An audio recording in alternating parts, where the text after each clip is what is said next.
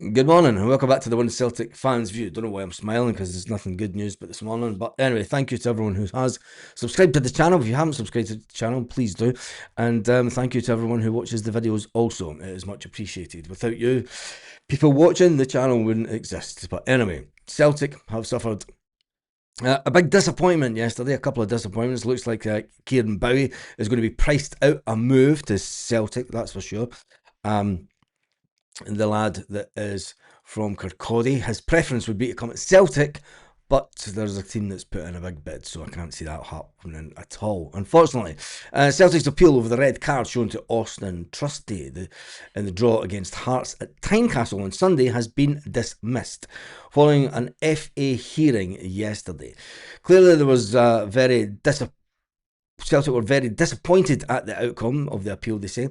The VAR protocol requires VAR only intervenes when there is a clear and obvious error. It's difficult to see how the yellow card decision is a clear and obvious error. Accordingly, VAR's intervention by the refereeing team was not consistent with the rules. Of course it wasn't consistent with the rules. We all know who's sitting up in VAR, and he's a well-known Rangers supporter. You know, it's ridiculous. And then when you see pictures of referees smiling at the end of Rangers games because their teams won, no one knows what was going on in Scottish football, but you're not allowed to say it out loud. But they just say that we're paranoid. Yeah, it's been like that for years. But anyway, Celtic went on to say that we await the written judgment, but we will be ensuring further discussions with the SFA on this matter as we seek to understand the rationale for this and other decisions. With that statement, obviously this one is going to rumble and rumble. It means that the player will not be available for this weekend. It means that Stephen Welsh has been put in a predicament. We'll talk about Stephen Welsh first of all. Celtic are still trying to do a deal with Motherwell, and whether that one can get over the line. Stephen Welsh is in a bit of a limbo because he cannot play for another team now that he's played for two teams this season. Stephen Welsh has only one option, and that's to go back to Motherwell on loan or sold to Motherwell on a permanent basis.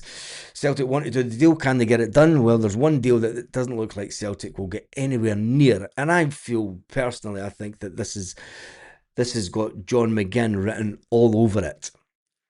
Kieran Bowie, Hibernian have rejected a bid for Kieran Bowie this afternoon. He's been linked with Celtic in this summer, and he's been linked with a move in this window also.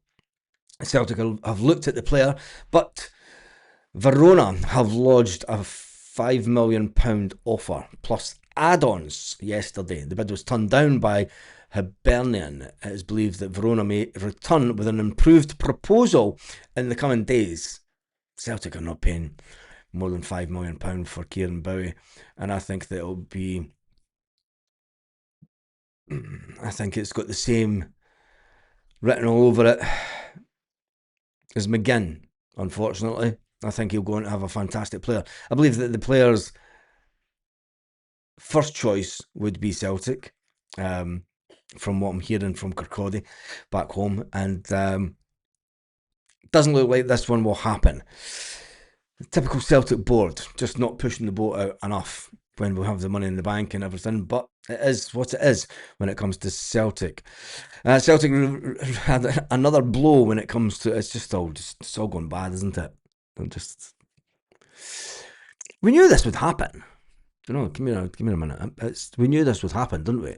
I mean, we knew ultimately that the board dilly-dallying about and then getting into panic stations mode at the end of the transfer window. It's so Michael Nicholson and Chris Mackay.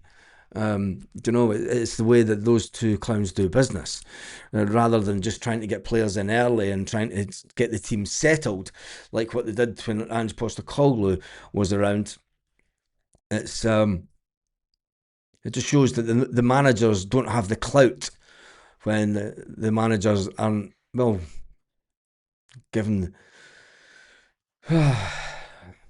Anyway, Celtic have suffered another January blow, with Juventus said to be advancing on an RB Leipzig midfielder, and it looks like rather than coming to Celtic in this window, can't make it up, he's going to go to Juventus for a free in the summer.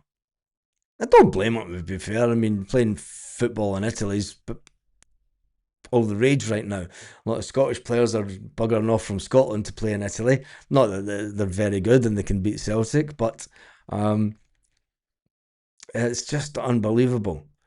I mean, where does Celtic go from here? Apologies for not having a live last night. I did have some friends that had some Italian friends, incidentally, who had drove, who were down visiting, and it was their last night, so we did go out for a few Vino Tintos. But anyway, we move on. Martin O'Neill will be desperate to add some new faces. Martin O'Neill says, look, it's looking likely that we may get one, maybe two at a push.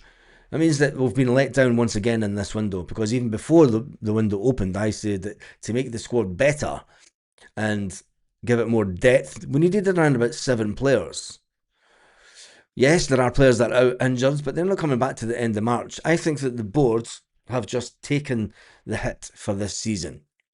I think that they would have backed Wilfred Nancy a bit more. They would have got him more players. You know, you don't know. I mean, I think that this board are just taking it that we're not winning anything this season, and they'll be seen with a public face to be angry at certain decisions given by the SFA, but clearly behind the scenes they're saying, look, we're just doing this to show face.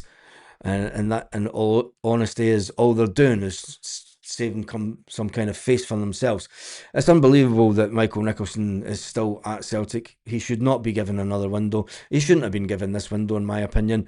There will be a meeting. There is still the poll running, and I am just going to update that. Make sure that you do jump on to... Oh, that's the wrong account. Give me 2 seconds. Make sure you do jump onto the poll that's running on the post page of the YouTube channel, because there is a meeting of the Celtic Fans Collective on the 3rd, and we currently have over 1,100 votes and 84% of you on the channel. That's a good amount. Let's see if we can get it up to 2,000 before the 3rd of February, when that meeting will be. And then it was Jim Lister who said Celtic fans signing a petition similar to a vote of no confidence in getting Michael Nicholson and Chris Mackay to leave the club. Surely if there's an online petition with hundreds and thousands of signatures on it, then Dermot Desmond would need to take notice of this. Hashtag do the right thing, resign. And that was Jim Lister, one of the channel members, that came up with that, and I thought it was a fantastic idea. Now, I know that a lot of people are saying, look, it's not going to make a difference. The two options are, yes, to petition and then send it to the club sponsors to put pressure on to get those men to resign, because they're absolutely useless when it comes to transfer negotiations. And then no, it won't do a right thing is the other answer. 16% have signed no, it won't do a thing.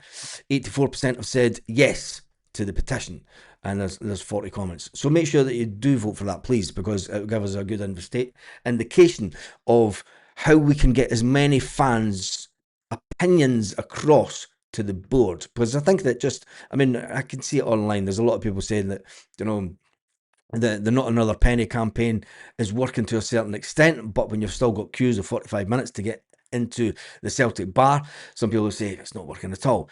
But if we can put pressure, there has to be a way of putting direct pressure. If we're not going to stand outside the ground on a daily basis, if we can do an online vote and say it gets 42,000 people voting, if I'm Celtic and if I'm Dermot Desmond, I'm sitting thinking that's 42,000 disgruntled customers. How can I get more money out of those 42,000? This is from a business point of view. What can I do to appease those people to get even more money? It shows that the audience is there. They're waiting to spend money if we do things right. But Celtic, you're not doing things right at the moment. So anyway, make sure that you do sign that. When it comes to other transfer news, it's just all negativity just now. Stephen Welsh caught in limbo. Will he get his move to to Motherwell? We'll wait and see. You know, I think it's coming up to happy hour, isn't it? When it's like the bargain basement stuff and panic buy stuff happens after the weekend. And Celtic will wait until, obviously, tomorrow night before any transfer activity does happen. Don't be surprised if someone gets sold on Friday. Happened the same time last year, didn't it? Anyway, on that note, sorry to be the bearer of bad news this morning. I would say have a fantastic day, Celtic fans all around the world, but I know that we're not right now. Don't know, and that's the reality of the situation. So, chin up, and let's have a talk live tonight. And there may be a membership Zoom call this afternoon also. So keep an eye out for that one.